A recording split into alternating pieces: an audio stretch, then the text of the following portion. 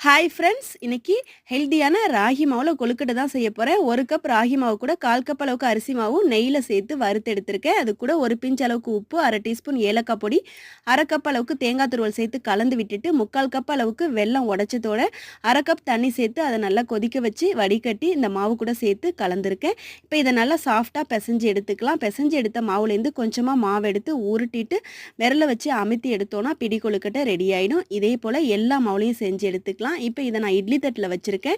இட்லி பாத்திரத்தில் தண்ணி வச்சு கொதிச்சதும் இந்த தட்டை தூக்கி அதில் வச்சுட்டு மூடி போட்டு 20 நிமிஷத்துக்கு வேக வச்சு எடுத்துக்கணும். இப்போ 20 நிமிஷம் ஆயிடுச்சு. நல்லா வெந்து வந்துருச்சு. சாஃப்டாக இருக்கும். சாப்பிட்றதுக்கு ரொம்ப சூப்பராக இருக்கும். ஹெல்தியானதும் கூட, ஈஸியாகவும் சீக்கிரமாகவும் செஞ்சிடலாம். ஈவினிங் நேரத்தில் ஸ்கூல் விட்டு வர பிள்ளைங்களுக்கு ஸ்நாக்ஸாக இது மாதிரி செஞ்சு கொடுங்க. பிடிச்சிருந்தா லைக் பண்ணுங்கள். நன்றி, வணக்கம்.